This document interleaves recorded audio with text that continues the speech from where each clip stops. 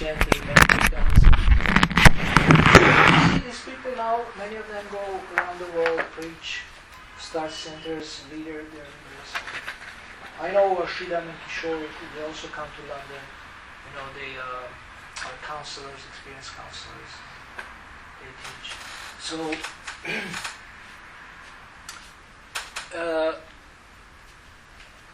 this principle of the Shastra is not only for pure devotees, it's for us, because we are meant to become pure devotees.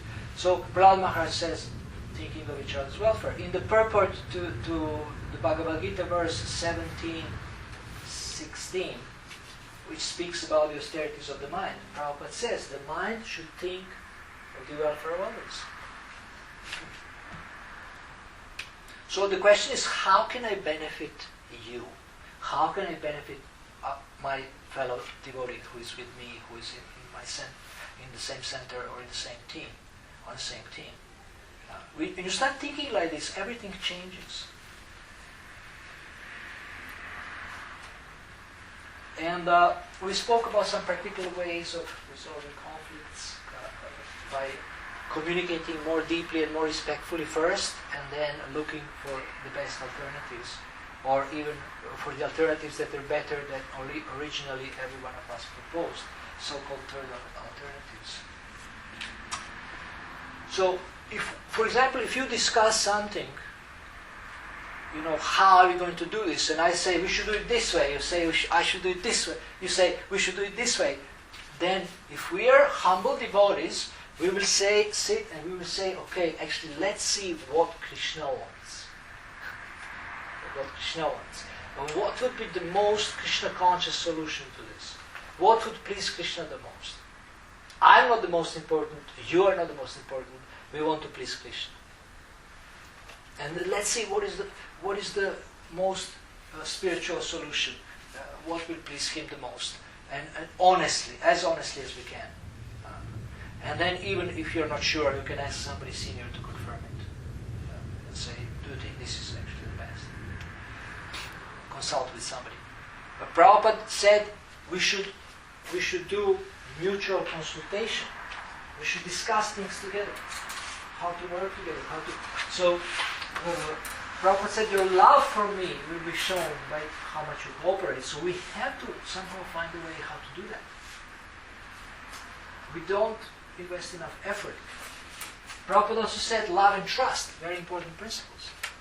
Love and trust.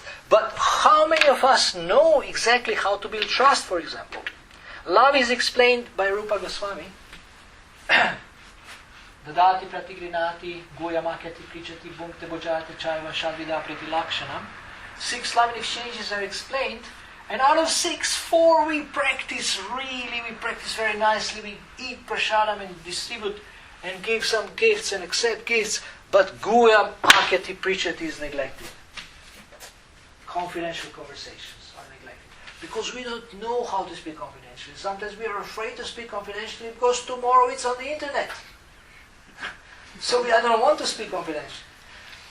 But if we have trained devotees to be guides or to be at least good friends, then it doesn't go further than between two of you.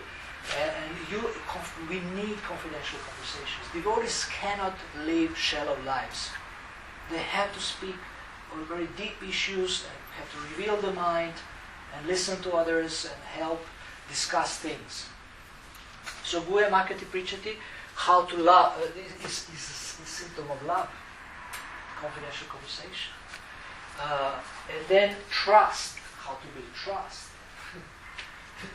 There is some books about this. People outside who are pious, they write books about trust. How to build trust in detail. So we can take advantage and learn from them. For example, some things increase trust. Some things decrease trust. Trust is compared to the bank account. You can deposit money, you can withdraw. So deposits are certain things. For example, making and keeping promises is a deposit. Not keeping promises is a withdrawal. You can apologize, but if you're always late, or you don't even show up, how can I trust you for the appointment? Or you say that, you know, I lended you money. You say, I'll give you back in 1 month. Okay. Well, I'm sorry, next month. Okay. Well, I'm sorry, in 2 months. Okay. So, can you borrow me some more? Can I borrow some more? No. I can't trust you, you don't keep your promises. Keeping promises, then practice what you preach, builds trust if you practice what you preach. Small kindnesses build trust. What is it? I was going to add some more to that list for trust building. Say? Yeah. Clarifying expectations builds trust. Clarifying expectations builds trust. I have a list of 10 things. Forgiveness builds trust also. And you know, you do consciously things that build trust. If you want to build trust with each and every between you, you know, you just invest consciously in a relationship. You consider relationship with every devotee precious, and their trust is important to you, and therefore you invest in that trust. You invest time, energy. You do things that build trust, like keeping promises, remembering. Like birthdays, remembering birthdays. Today we had a celebration for Jack, a new boy. He's only 21, and you know, for him probably he will never forget this. You know, this group, it's a new group he's attending, and everybody was saying something about him. I know him for 2 days. I also said something. Then he got a present, also like a cookbook. What was this? Quick vegetarian recipes by Conrad. And got something else. What was the it? Shingade pendant. The Shingade what? Pendant. Pendant. Yeah. And he was very happy. You know, see? So things like this, like personal things. Now, if you have a group and you have guides, then they also make sure that these things happen, and that you know people are taking the care is shown. So care. Showing care builds trust. If you genuinely care, that builds trust. And when trust is there, then you can talk about things, you know, more openly, even about problems, but not only about problems. I want to teach you to not only focus on what doesn't work, but also focus on what works. There is a company which teaches appreciative inquiry, and they focus only on what works, and then what doesn't work somehow gets solved more easily. So I can come as a consultant to your center and say, okay, you tell me what works here. There's probably so many things work. I just heard what all of you are doing, so all these things are working probably, more or less, perfectly or almost. And you know, so many things are working. So if you make a list what's working, then what's not working becomes like this. You know, and this list what's working becomes like that. And then you have some wonderful foundation to solve problems and to work on things. So you can develop ways of thinking, ways of perceiving things, and build different pillars. I didn't explain the Parthenon. Sorry, I got too excited. Parthenon way of business. Parthenon is in Greece. You have this Acropolis which has many pillars, and if one breaks, then still the structure is held because there is many pillars. So similarly in business, multiple sources of business, if one fails, you still have 5, 6 more that bring you money. So, you know, how can you have multiple sources of income if you only have one job, or you have no job? Or maybe only your husband has a job, or only wife has a job. Like in South America, I was complaining, you know, Mataji's work and Prabhus are brahmanas. They cook at home and take care of children. I said, this is not right. Get out. Are you ashamed that your wife is working and you are at home? Anyway, so, but you know, so how do you do this? You become creative. You think, how can I have multiple sources of income? So you start from nothing. You can ask people, I mean, can you give me ideas? You can ask me. I always have so many ideas. You can make a brainstorming session Okay, apart from having a job, 9 to 5 job or half-time job, part-time job, what else can I do? So, for example, you can do something on the weekend, 2 hours, 3 hours. Even if it's small, some money is coming. Then you can look into who is dying in your family and what you will inherit. I'm just joking. But this is also an option. I mean, sometimes you get unexpectedly. You can look, maybe there is a rich, uncle in America, and you can say, look, I'm struggling a little bit, can you maybe help me a little bit without return? And sometimes they are just, they maybe have extra, or they want to help. You can, on weekends you can make something. If you have any other skill, maybe you can give some part-time private classes, or you can do simple things. You can just ask somebody, can I, clean your garden or clean your house or something? They say, oh, sure. So how much do you charge? Oh, whatever you give, it's okay. And then sometimes you get more than when you charge. But you want to do something, add some value to other people's lives, and then, get some. Gita Seva Prabhu invited me to a wonderful association we had, because this other devotee, Shujo, is he initiated? Shujo? No. He's not initiated. Okay, Shujo cancelled his participation in this great project, and Gita Seva Prabhu invited me to go for a simulated airplane ride. Do you remember? Yeah. So we sat for 7 hours, chanted, eat, prasadam, associated spoke together, and how much they gave us? I think $150. They also took some of our blood. But not too much. I mean, it's not like $150. So, and why? Because they think of what? They took our blood. What was this? Yeah, they took our blood. They took a little bit of our blood. Why? Because they put us to test conditions. They were testing conditions. Oh. What happens to your body when they increase the temperature, the humidity in the airplane. It's like an airplane. It's a metal thing that they put us in. It looks like an airplane. You can even look through the window. There was some drawing of clouds. So we were sitting for 7 hours and got $150 each, maybe even $200. What was this? You don't remember blood? No, I don't remember the blood they take. I'm sure. I remember the When air. the family takes my blood, I remember it. Oh, okay. You don't remember, you're so charitable. Anyway, it doesn't matter. Blood is not important. Important is that we got 150 pounds for doing nothing. And it was extra income. I asked my wife, is it okay if I go with Gita Seva? She said, yeah, okay. And I said, it will be like $150. She said, good. So, usually she gets this money. And any other one. I mean, not now, but before. So some opportunity like this comes, or maybe you can write an article and they pay you and here and there. But if you change your way of thinking, you can attract opportunities. Krishna will give you.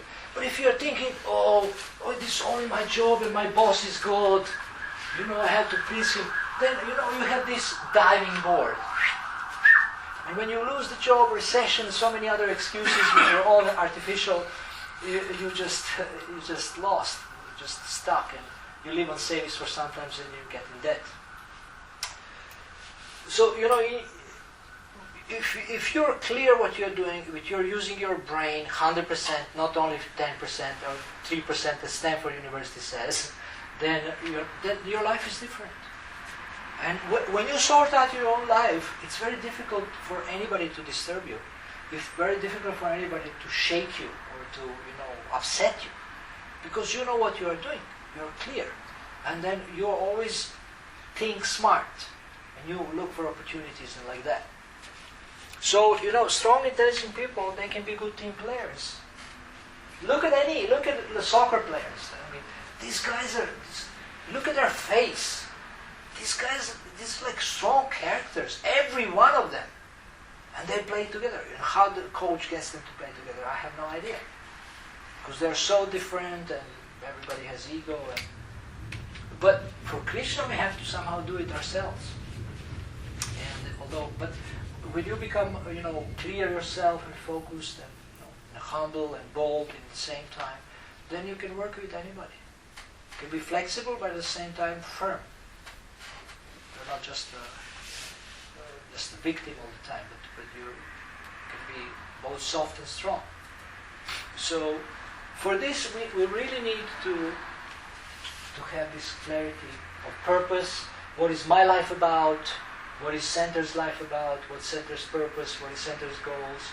Have clear goals. You can set short-term and long-term goals, 3-month goals. What are our goals for? When you sit in a meeting, you plan, make a nice plan and strategy.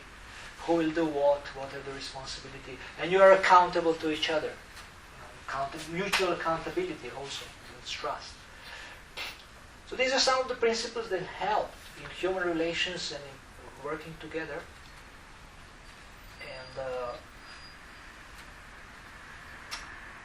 And these things you don't learn overnight.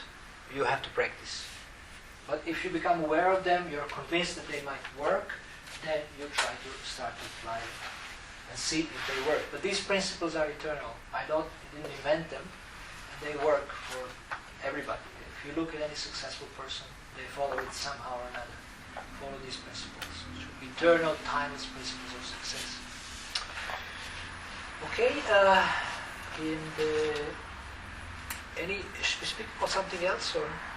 I think it's good maybe to ask people for questions. Yeah, for questions. Yeah. And then if you want to do maybe 1 or 2 exercises, like they're helping each other succeed, or the appreciative inquiry, maybe there's an idea.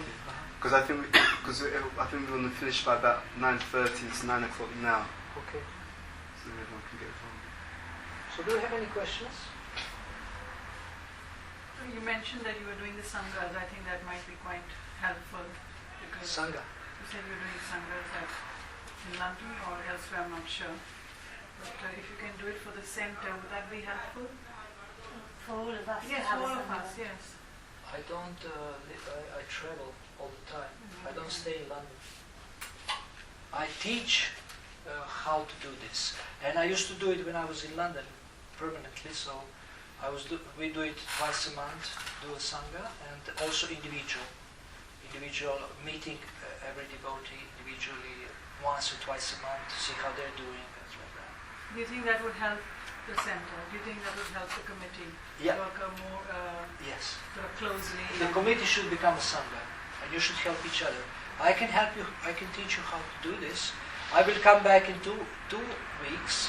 I'm going to Manchester, also helping in similar things, and then we can maybe arrange one training program here, and I will stay here probably about 7 days, and then I can teach you how to do these things, but you have to start doing it, meeting, and also you can learn from Soho devotees. They are doing it. Bhava Bhakti, there is Ramcharan, also he can teach you Bhava Bhakti. She's coordinator of the council system. Councillors in Soho meet regularly once a month. They have also sangha to nourish each other. So you can become a sangha and have this association with, which is not a managerial meeting. It's a spiritually nourishing association where you want to benefit each other and help each other spiritually. Yes. Yeah. So that in that sangha, you said the nourishment. Can you give some examples? Sangha. As in what? Yeah. So what we can do. Or you do hearing and chanting, but in a structured way, and also with a very practical application, stress and practical application. You do some chanting, maybe 5-10 minutes, then you have a discussion, and always the other person, different person leads. It's not the one person gives lecture, but one person, always different devotee presents 10-minute topic, then you have a discussion, maybe 10 minutes, then you also discuss something practical. And I have all kinds of ways how to make the meetings interesting and how to inspire people to come. People always find excuses why they cannot come, but if they see that there is something interesting for them, then they will want to come, and they get value from this. And you should do marketing also, like tell them this is why it is good. You can also bribe them, tell them there will be pizza and ice cream, or there will be idli, or whatever people like. Always make something that somebody likes the most, so at least this person will come. Use your imagination, to attract them. But one very attractive feature of these meetings is that at every meeting there is a challenge. Challenge. So you are discussing, for example, anger from the Shastra, and the challenge is that next week none of us will get angry at anybody, and we will report it in the next week. So it's a big challenge, and then if you find yourself getting angry, you say, "Oh, I have to report this. Better don't get angry." So you practice this, and then you say your experiences, share with the group. You're accountable to the group, and then people like to come, especially those who like challenges. And usually intelligent people like challenges, and usually devotees are intelligent. So this is one part, and the last part is prasadam, and sometimes you can have reports of successes from the previous meetings. Very important appreciation, reports, positive news, 10 minutes, and then it comes up to maybe hour and a half. Every 2 weeks, it's not too much, too big of a commitment, but the benefit is great. You build relationships. Now, apart from that, if you can do some personal meetings one-to-one, which I will also teach you how to do it in a structured way, then it also can help a lot. But at least group meetings, if you start, this will build up everything. I have a question. So, what should devotees do if, let's say, because of some previous interactions, there's some upset, or they feel offended by the way they've been treated. So let's say you have a scenario where something may have happened in the past, and so the devotees are feeling a bit hurt, or they feel that someone has wronged them. What should they do? Well, this can be. They can try to clarify it with that person in an open conversation. Mm-hmm. If they're not able to speak between themselves, they should have a third person. So mediation?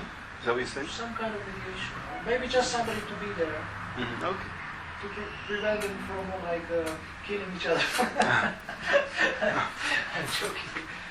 But to stop any kind of extreme thing happening. And also to guide them if needed. They say, so what should we say now? Well, you can explain, you can listen, you can explain your point of view, you can listen. But one thing I was teaching in the Soho is that when somebody says something, you should always repeat back to their satisfaction what they said. Even if you don't agree, just repeat so that they're sure you understand. This is very tedious, but it's extremely good for building relationships. Why does that work? How does that work? Because you are forced to listen and to be respectful. Because you have to repeat. If I say something and you listen to me, and I expect you to repeat back to me my content and emotion, what I said. This will convince me that you have really listened. I don't expect you to agree with me, but at least that you have given attention to what I say. So this means that you respect me enough that you listen to me. And vice versa, the same. It's the same, vice versa, the same rule. So this kind of respectful communication actually helps to build more respect and to resolve any kind of conflict. And the second level of this kind of conflict resolution is third alternative. is to look for a solution that is better than both of us proposed. This is you, this is me, and this is the divine intervention or divine solution that we want to find out by becoming curious and more Krishna conscious and not so much attached to our own idea, but let's see what's the best for Krishna and find this third alternative. And what I explained about the communication is foundation to do this. Because if you don't do this deep, respectful communication, then it's very difficult to do this one. So that's a prerequisite for doing that. So you were saying earlier today that in many cases the reason why there's conflict is people don't feel that they've been actually listened to properly or heard, and therefore you're saying that in many cases conflicts happen because people are feeling actually they're not being properly valued or respected, and that when that's there, then automatically many conflicts are resolved, because what people really want is to feel that they're being valued and respected properly, even if they don't get what they originally want. Yes. Okay, we have to acknowledge that people have their point of view, that they have their idea, and we have to assume that they want the best for Krishna and for themselves and for others, and then see what is the reasonable way to proceed. Because sometimes people are extreme in their views, and something you can't always accept everything. But as a team, I mean, is there a leader of a team or not? Yeah. We're working on that. Yeah, and then there's something that's kind of in discussion in terms of someone who head up the project more. Okay. It's more like a facilitator, like a servant leader, coordinator. That's, you see, this kind of a position is even better than getting a formal title, because it's more challenging, more difficult, but it's more rewarding and more powerful. It's almost like leading without a title. This is Brahminical. This is powerful. So this means that you have to earn everyone's trust to be a leader, and that basically that they will say that you're a leader. You will not say I'm a leader because of the way you serve them. Today, Kundalata and Michael, I see that these people basically they're a leader and they're just serving all the time. They're serving people. They're serving Prashada, listening to them. So leader is a servant. The best servant is the best leader. So even if there is a leader, still everybody is responsible, and you should. But when you resolve conflict, sometimes you have to have a third party or somebody senior to even sometimes say what is right and what is wrong. But if you do this deep communication and look for third alternatives, you will actually decrease the amount of conflicts. To decrease significantly. Because Krishna will help you to find solutions with which everybody will be more or less happy. Yeah. I just had a quick question. I think everybody has the problem of having so many outside commitments in the sense as well. So have you got any tips on finding a balance? Having so much what? Outside commitments, family and jobs and this and that, and then serving at the centre as well. So have you got any tips about finding a good balance? For this you need to develop time management skills. So I have a good system. I have a weekly organizer which is based on your roles and goals. Mission, roles and goals. So you have to first define what is your personal mission statement, and from this you will define, even if you don't have a mission statement, you can still identify, for example, 4 to 7 roles that you have at the moment. Key roles. These are key relationships and key responsibilities. You define them and then you set goals in those roles in the week. Then you know what are your top priorities. You block the times for everything, for your japa, for your dentist, for your exercise, whatever, visiting the manor or whatever you want to do. But also very important to block time for family. For having private time with your husband or with your children. This should be neglected in the name of service. It's a top priority. And then, whatever time you have also, you can, contribute to the center, do service for the center, help other devotees. You can find time for this. It's just if you plan nicely, you can find time for everything. You have to have time for yourself, to relax, to read, to think, not just to work, to look at the sky maybe, breathe, reconsider who am I and what am I doing, things like that, like think a little bit introspectively. I think the first role of everyone is self-renewal. That's the first role, because this is the basis of every other role. If you don't take care of yourself, you will not be able to help others, even your family. Even if you do it for some time, you will crack. So, most important role is self-renewal of the body, mind, heart, and spirit.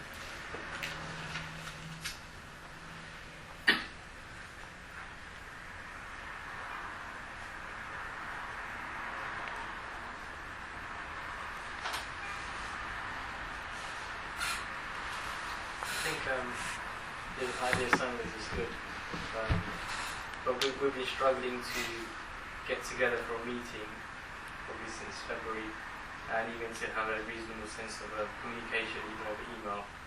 So I don't know how a Sangha would manifest. Well, get few people who want to be committed, at least 2 people, who will come regularly, and then I can give you ideas how to attract others. How to bribe them, allure them. But you can, when you have a meeting, you can say, okay, let's all commit to coming to meetings. We haven't had a meeting. Huh? We haven't had a meeting. You haven't had a meeting? Since February. We have a meeting now. You can commit now that let's commit that we will come to meetings. Some reasonable, maybe once a month. Is that reasonable? Once a month? Yeah, once a month, and then, no excuses. Then we blocked this, there is no marriages, and, like funerals, divorces. I'm going to come to this, I promise, this is very important to me, this group. The only excuse can be if you are giving birth to a child. Anything else, okay, if your parents died, that's also, or if you have died, at least you can give an excuse. I'm sorry, I have just died, but I would like to associate with you, but I'm not sure, maybe I get another body or go back to God, but Haribol. So you need some coaching. If you need coaching, if you want to, learn how to organize yourself better, and maybe when you speak with somebody confidentially, some more things will come up that are preventing you from having this balance. And you will discover them yourself with some good questions and listening and things like that. So I assist the bodies in this, but you do it with anybody who can help you in this area. But have a deeper conversation, look into your life more carefully, and then see, okay, how can I have this balance? Any other questions? The only thing I've got, the kind of teams and the way the formation works in terms of the stages it all goes through is kind of makes sense. In corporate environment it makes perfect sense because nobody really knows what the goal of the organisation is. But in this one, I think the problem here we've had in the centre is that you assume everybody's goal is to please Krishna and to please Guru. But when there are then differences in the way that that's approached, that's when you start to get issues with it. Because we must have the fundamental premise that everybody wants to serve Krishna and Guru, or should we not even assume that? But you will see, because I told you some people just come together open. That's an extreme example. You will see as you are forming the team, and when you enter the storming stage, then become clear who wants to play and how they want to play. So you start with that assumption, but then you also have open eyes and you are looking. And then you set norms, then you have to be selective. So then you base it on actions, effectively.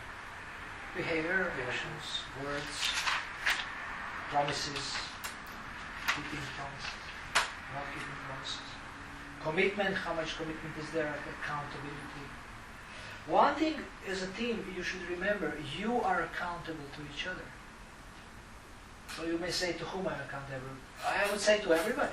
You can come to the meeting and say, dear devotees, I'm accountable to all of you. This is what I have done, this is what I have not done. Please curse me or bless me. And then they will curse you and bless you.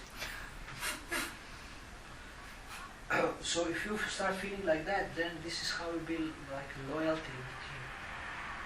Mutual accountability. And that shows that you respect everyone, because if you say I'm accountable to you, means you have high respect. I mean, whatever you have been doing until now, it doesn't matter. You can always start anew, you can always start a new page. But you have to decide what you want. At least a few of you decide, okay, let's, like two of us, let's make a alliance which is going to stick to the meetings, stick to whatever commitments we make. And then try to get more people on board. So what you're saying is, even if everyone can't come, whoever can start their off, they should just go ahead and start meeting. Yeah? Yeah, okay. We shouldn't wait till everyone is perfect and everyone will come. Yeah. Okay. Krishna is testing your determination. I come, you know, I speak in front of hundreds of people. Sometimes I come, there is nobody. Or there is 1.5 people. And I'm thinking, my goodness, I came all the way from Europe when I was in America. And you know, these people, I mean, they said that they are interested. There is nobody. There is one, it's not nobody, it's one person. So I'm enthusiastic when there is one, but I'm a little bit, you know, I feel a little bit uneasy, because I thought, I mean, I want to contribute.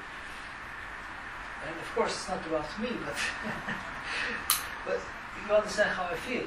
And then what happens if I say, okay, anyway, I'm going to do it the best shot. And then slowly people start coming. And at the end there is 30, 40, 50 people. And I say, aha, this was a test. You just have to, you know, you just have to pretend that it's full. You say, yeah, Jai, very nice.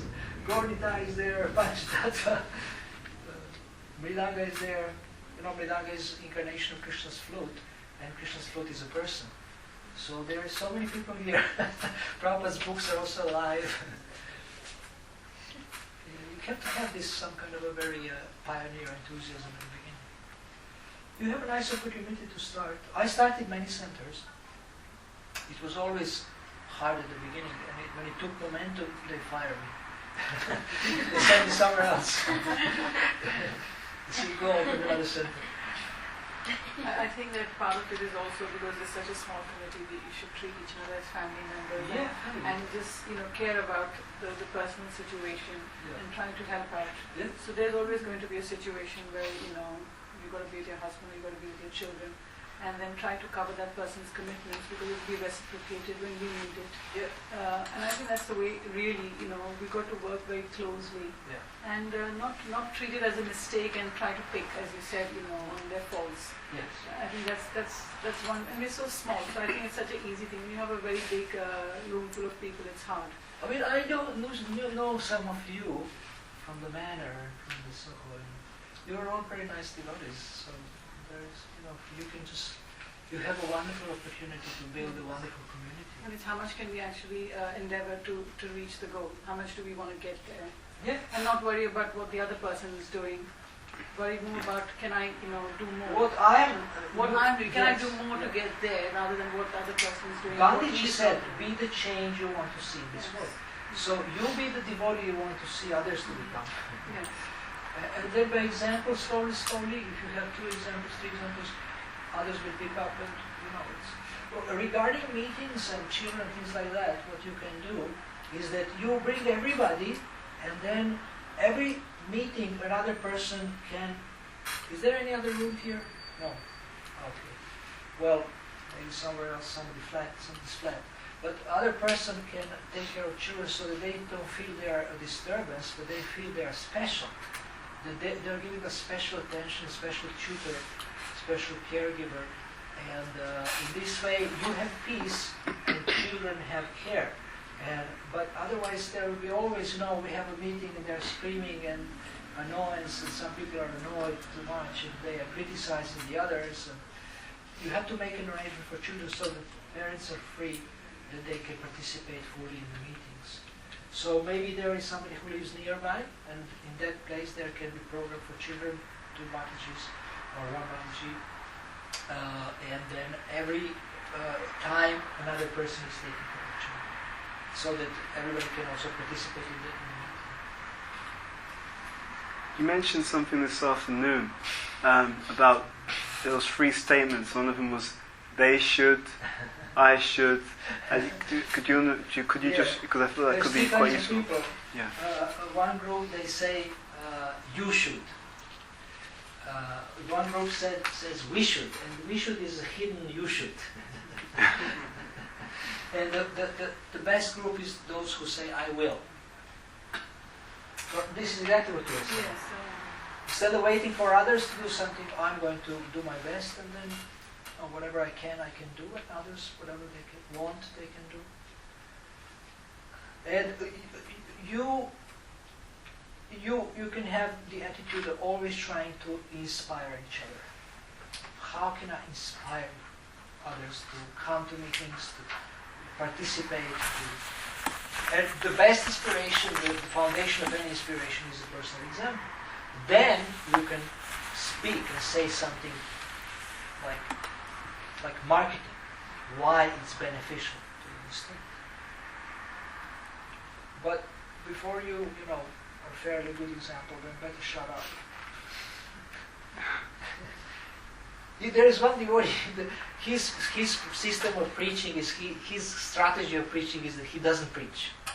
He just purposefully doesn't preach. He just makes friends with people. And people become so attracted to him and curious that they start to pull him and say, tell us something, what are you doing, where are you learning these things, what are you reading? He said, it's okay, I'm just reading some books from the East. So he creates such a curiosity that actually they force him to preach to them. This is very clever. It requires patience, but it's very clever. Because once they want it, it's finished. They absorb it like anything. We usually try to, we almost impose things on people. But he's not doing it. He's just making friends, feeding them, asking how we're doing, helping them with their problems. And then they start to inquire. That's a clever strategy. So maybe you don't have to apply it in that extreme way, but you can take some ideas from that. How to act and without talking too much. Also, talking is hard work. I do this all the time. But then you have to have courses and things like that. I want to encourage all of you to follow the gopis.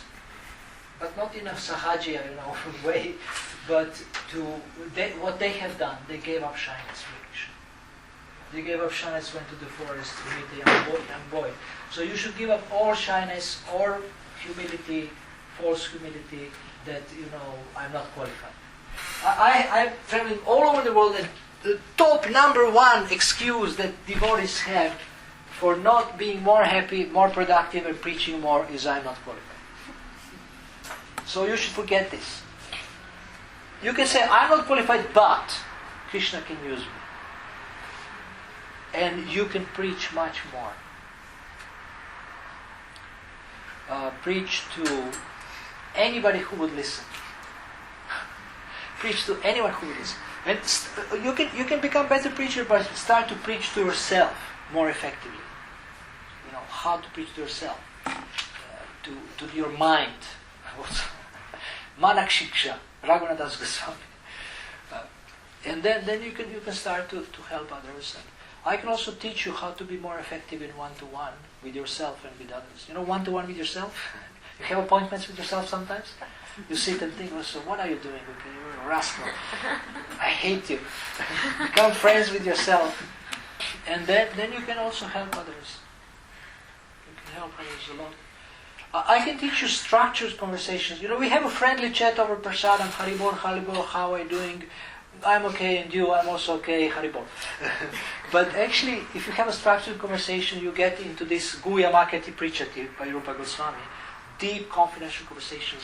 Let's really look at what's bothering you. Like Mahatma Prabhu, he's becoming a world expert on forgiveness. It's a big issue for devotees, for everybody. Yoga of forgiveness, he calls it. But he also teaches, for example, sexuality for men. It's also a big issue. They did surveys with brahmacharis in some temples, and 50% of the brahmacharis don't follow the Vedanta principles. I don't know how they break them. We don't have to go into details, but they were honest. It was an anonymous survey. Because they don't know how to deal with their sexuality. They don't have enough guidance, enough support. It's a taboo topic. Often you can't speak openly because you will be labeled or as you're in mire, or a demon, or you're a lusty dog. So, you know, he addresses such kind of issues that nobody's addressing. And he wants to come to England. So if you're bold, you can invite him. But he offers some courses which are about forgiveness. Forgiveness is also a very heavy course. He was asking us in the forgiveness course I attended in London some years ago. He was not asking us to forgive only. He said you should glorify people who hurt you. That's difficult. Anyway, you can help others more effectively in one-to-one situation. But you can preach any way you like to preach. You can individually, if I speak to you, you can tell me that I like to preach like this, like this, like this, and then we can work out a strategy how you can preach more effectively and more efficiently in that area. And be happy. Be happy. Very important in Krishna consciousness to do something you are excited about. Very important. I can give you Prabhupada's letters to support that. Something you really like to do. You feel that it adds a great value to the movement, to your own life, to other people's lives. So things like that. Any other question? What's your name? Vedahi. Vedahi. Vedahi? Yes?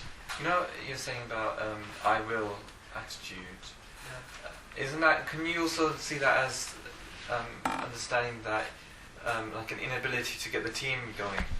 Because then, if there's only so much that one person can do, and so they can say, I have the attitude I will, but, it's really about working as a team and, being able to share out some of those duties. But this is the beginning of inspiration for others. Because by you doing things, then you can invite others to help you or to join you. It can be an excuse, you're right. It can be an excuse, but I think it's a foundation. Your own example of working and doing something gives you a right to invite others to join the service or join the activity. But yes, sometimes people, they say, it's easier that I do it than I have to engage others. I have to explain how to do it, and they did it wrong. Managers, they just burn out by not delegating enough because they're lazy to train people. It's hard to train people because people are slow in learning and things like that. But you have to train people.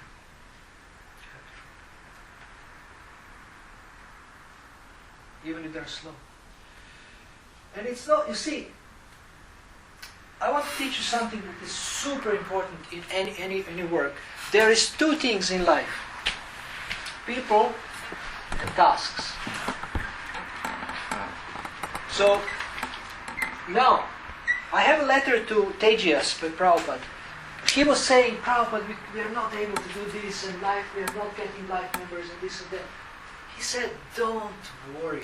All the service I have given you is just meant to engage you and to purify you. We are not so much in so many results and so many things like that.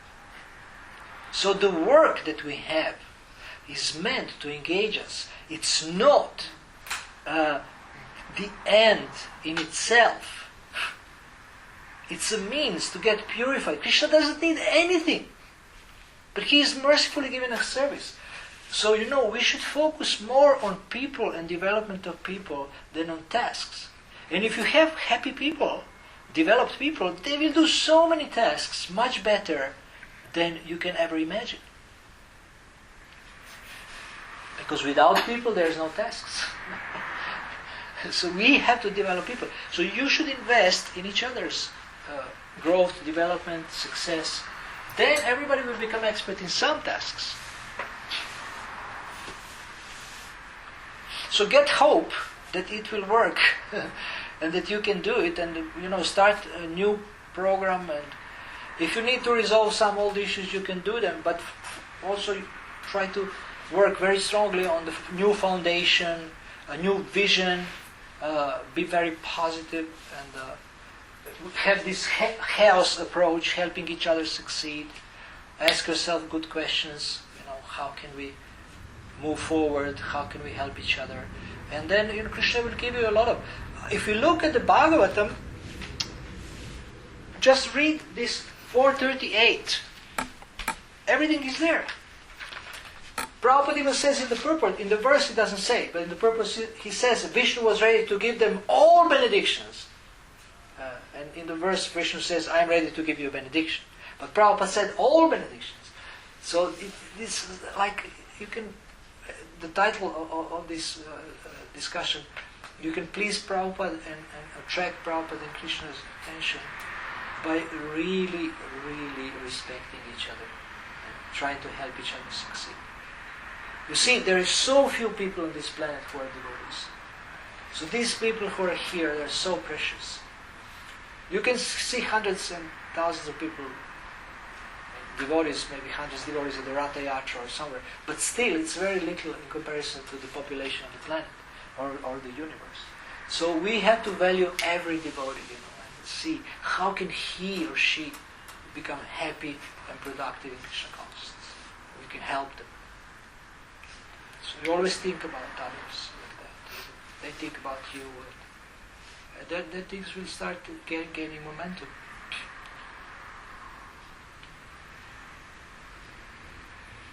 We are having we have a global devotee care committee, and these guys, these are experienced devotees. There is Mother Urmila, Vijay Venugopal, Sridhar Venkishori. Many sannyasis are officially on this, but they don't participate in this working meetings. Sometimes they come also, but they have given everything, the vision, and they have built some caring communities. But so now we are developing a devotee care guide, and when you look at this, also it will be easier. It will be, I don't know when it will be ready, maybe in a month or something. It's almost done. Devotee care guide, which gives examples of care and the whole new vision of how to develop ISKCON, our centers, how to base leadership on care. Base ISKCON leadership on care. So when you have this, you can also use it to build your community here. I can send it to you, or I can come and we can discuss it together if you want, or Buddha Bhavana Prabhu can also. I'm sure you will be very familiar when you see. But it's really systematic. Everything is there, They speak about care for the body, care for the mind. There is some metaphor with the watering and the plant and something. Mother Urmila was working on it also. It's really good. It's so powerful. I call it Devotee Care Guide. There are principles, practices, examples, stories. So, in this phase of ISKCON, devotee care is growing, it's being developed. So for you, I think it's only logical that as a new growing community, you actually start with those new principles, with these. The vision, your vision should be based on those principles which are fresh and new and which are approved by the authorities. And then build a new future for this center and become, flourish as a center.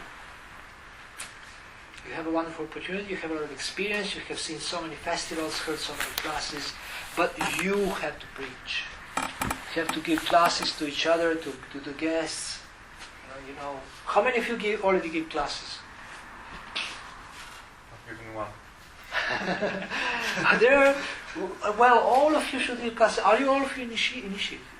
No, not me. Even if you're not initiated, you can give class also. It doesn't matter. So, giving classes, giving talks, giving interviews, go to the local media, all kinds of stations, tell them something practical, even cooking classes you can give, raw food cooking classes. And, speak about something practical. With the Barnacle we can give you different topics. He speaks all the time, things that are relevant for people also outside. Become prominent, become active, and you will feel much better yourself. I wasn't going to say anything, but it's just that I'm conscious of time. It's time. So I think should we wrap it there, or does anyone have any questions? Okay, so I think we should thank our Kura Prabhu for giving a wonderful presentation with 3 loud Haribos. Haribo! Haribo! Haribo!